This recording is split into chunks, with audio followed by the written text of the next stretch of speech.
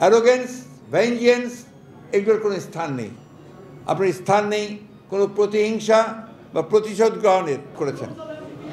আমরা দুঃখ প্রকাশ করছি যে এই বিজয়ের পরে কিছু সংখ্যক দুষ্কৃতিকারীরা তারা কয়েকটি টিভি সেন্টারে অগ্নিসংযোগ করেছে, ভাঙচুর করেছে, যা সামগ্রিকভাবে মুক্ত স্বাধীন সংবাদ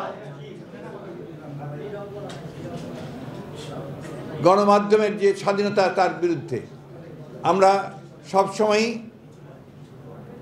ফ্রিডম অফ প্রেসে বিশ্বাস করি।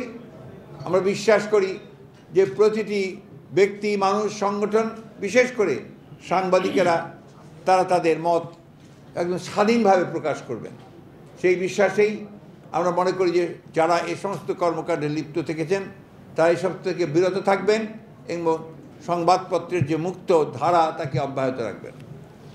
প্রিয় সাংবাদিক ভাইরা, আমরা আজকে গভীরভাবে শ্রদ্ধা জানাতে চাই সেই সমস্ত শহীদদের, যারা ছাত্র এবং জনতা, যারা এই দীর্ঘ 15-16 বছরের যে গণতান্ত্রিক সংগ্রাম, সেই সংগ্রামে যারা প্রাণ দিয়েছেন, তাদের প্রতি আমরা গভীর শ্রদ্ধা নিবেদন করছি।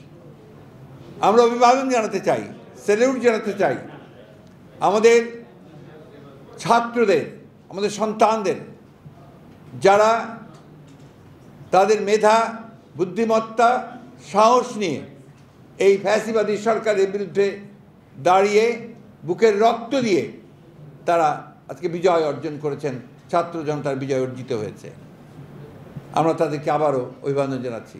আমরা সকল রাজনৈতিক দল, সকল ব্যক্তি যারা এই সংগ্রামের সঙ্গে জড়িত ছিলেন, আছেন, পেশাজীবী, তাদের সকলকে আন্তরিকভাবে ধন্যবাদ এবং কৃতজ্ঞতা জানাচ্ছি এই আন্দোলনের শরিক হয়ে আজকে বিজয় অর্জন করবার জন্য।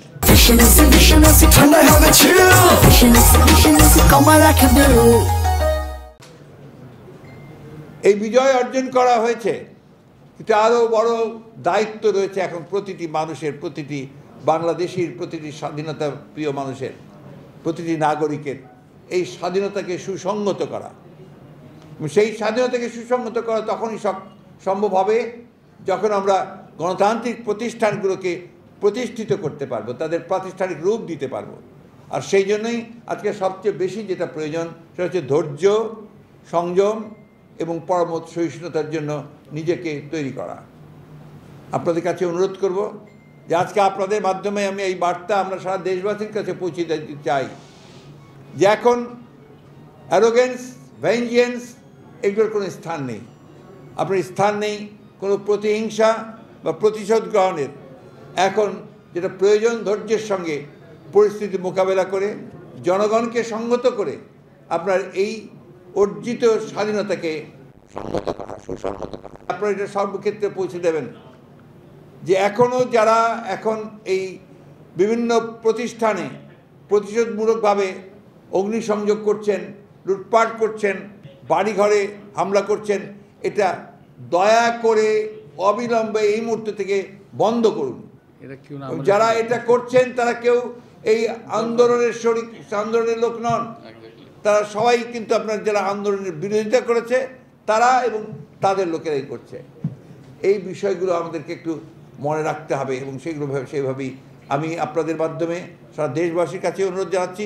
সেই সঙ্গে আমাদের দলের সকল নেতা কর্মীদেরকে আমি অনুরোধ করব যে তারা এই ব্যাপারে অত্যন্ত দৃঢ়তার সঙ্গে এদের বিরুদ্ধে প্রতিরোধ গড়ে তুলে সমস্তকে একটা ঠান্ডা অবস্থায় তৈরি নিয়ে আসা করার যেন যে ব্যবস্থা করেন।